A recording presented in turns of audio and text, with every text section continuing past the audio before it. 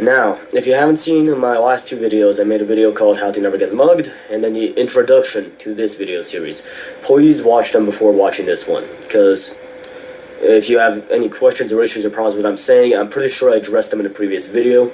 And on the How to Never Get Mugged, that is very important, because that deals with one entire aspect on rape avoidance. So, this first video I'm going to focus most on psychology. Before I do, I want to divide rape into two very broad categories. Stranger rape and acquaintance rape. Stranger rape is the guy in the bushes, the guy hiding in a parking lot with a gun who's going to jump out, grab you, and rape you. And how to avoid that from happening, it goes back to the How to Never Get Mugged video. It's entirely the same issue. It's fringe areas. They need time and opportunity. You need to be alone. You need to be in an area where nobody can get to you, or probably isn't going to find you. And how to stop that from happening is just how to avoid being robbed or mugged. You look for fringe areas, you don't go into them. If you do go into them, you look for people, you mark them, and you get the hell away from them if they're suspicious. And carry a weapon. Carry pepper spray. I highly recommend concealed carry for everybody, woman or not, rape threat or not. I'm a fan of concealed carry. And I read a while back on when I was focusing on the Second Amendment and concealed carry, there was a young lady on a university campus who had a concealed carry license, and she carried a gun with her. And on campus, she was not allowed to. The campus forbid concealed carry. And this girl was returning to her car in a parking lot after class at night, and she was with a bunch of her friends, and then they split up. She went over to the next area of the parking lot on her own. And a fucking guy was hiding behind a truck, jumped out with a gun, and raped her. So that's fringe areas. If you're alone in a fringe area, you have to be paying attention. You have to be looking behind cars. You have to approach them from a distance and see where everything and everybody is. You have to be paranoid about it. You have to. If you're alone in an abandoned parking lot, you frickin' circle the parking lot and look between damn cars. You have to be paranoid. And if you do that, if you apply that kind of awareness to fringe areas, then stranger rape is no longer a threat. Just like being mugged is no longer a threat. So the rest of this video series is going to focus on acquaintance rape. And this particular video I want to talk about the psychology of the rapist. Now, young girls today are being told left and right that any man is a potential rapist. No, they're not. Most men are incapable of rape. I am not capable of rape. Why? Because I'm a normal human being. I have a conscience, I have morality, I have empathy, I have sympathy. I do not enjoy hurting people. Most people don't either. What we have to understand is that rapists and criminals, all criminals, are not a normal part of society. They are not normal people. They reject society. They reject social contract.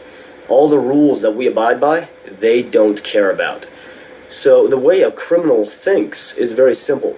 I want something, and I can get it, but society tells me I can't do that. It's against the rules. Criminals are people who reject those rules. They say, I don't care if you tell me it's wrong. I want that guy's money, and I can get it if I kill him. Okay, I'm going to kill him. They don't care that it's wrong. And they don't care that they just killed somebody to get money. They don't have sympathy. They don't have empathy. They're sociopaths. They're psychopaths. They're Dexter. They're Hannibal Lecter. Rapists are exactly the same. Rapists, to answer the psychology of a rapist, there is no simple answer, because psychology is very complicated, and everybody does things for different reasons. But the general rule, that the only consistency between rapists is that they are very narcissistic. They're sociopathic. They have no empathy. They feel entitled to what society could give them. They feel that self-entitled without earning it. And they want to get it by breaking social contract. They understand that, hey, I want this. I don't care if society tells me it's wrong. I'm going to do it anyway. And if they hurt somebody in the process, they have no empathy. They don't care that they hurt you. They're insane. Most men are incapable of raping because they are not narcissistic. They do not have a lack of empathy. Most men can sympathize to pain. Most men can empathize with pain. They don't want to hurt people. They would feel like shit if they ever hurt somebody. So when you tell girls that any man's a potential rapist, that's useless. They can't look for the actual signs of a rapist. So what you need to look for, and the signs, the symptoms that these kinds of people give off, that potential rapists do give off, is generally they're just assholes. They're douchebags. They're rude, they're narcissistic, they're arrogant, they're very self-entitled. That's how you spot them. You look for the assholes, the people who can hurt others and be rude to others and not care. The people who can touch a girl on the ass, a coworker, and not care. That's signs of entitlement. That's signs of possessing behavior. I mean, you read up on the way, a coworker that rapes a girl. I read up on an article where a girl had a coworker who would constantly touch her without her permission in public. In public, he would touch her. He would get close to her. He was just creepy. That clear signs of the psychology of a rapist. And note, he did try to frickin' rape her. He feels that it's okay for him to touch her. He feels that it's okay for him to do what he wants in public, because he has no concept of boundaries or rules. His world was, this is mine. That's how he thinks. So if you're a young girl, don't hang out with assholes. Don't hang out with the douchebags, the people who make fun of others and are rude and break rules and don't care. Don't go near them. You see a guy like that? Stay away from him. Never, ever, ever go out with that kind of guy. I mean, especially young girls. Older women, they understand that what kind of guy's an asshole or not, but let's be honest, young girls tend to like the douchebag. They tend to feel attracted to the jock, to the tough guy, to the bad boy. And I know that saying this isn't going to stop it, but young girls, you need to understand that those guys, they are assholes. They might be hot, sure, but they're not good people, and you don't want to get any involvement with them. So that pretty much wraps up this video. This is the issue of psychology of the rapist and what to look for. I realize it's much more complicated, but that is the basis of what rapists act like. They're sociopaths, they're narcissists. Look for those kinds of people. You hang out with people, you notice that this kind of guy's like, you know what, I'm going to say one more thing. One thing that these kinds of rapists have in common that they always do is when you talk to them and they talk about a fight they've been in, or they were arrested, or they got out of prison, and you talk to them about their involvement in it, you'll notice it's never their fault. They never hold themselves responsible for their part in what happened.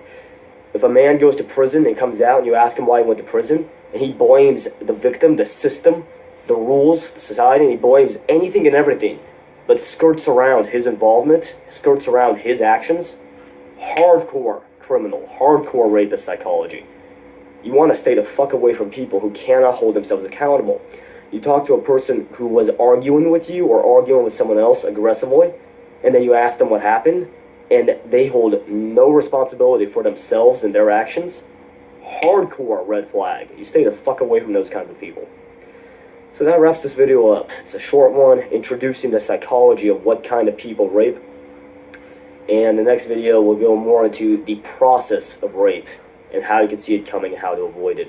So I'm just going to leave this off with saying, if you know people who are very self-entitled, very possessive, if you have a coworker that can just touch you on your breast or your ass, or constantly stares at you and doesn't care at all that it's rude, creepy, or awkward, you stay the fuck away from him.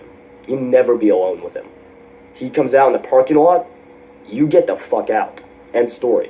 You do not confront them, by the way. Do not confront them. Do not walk up to them in private and start screaming at him, you're such a creep, you're such an asshole. No, fuck that. You stay away. End story.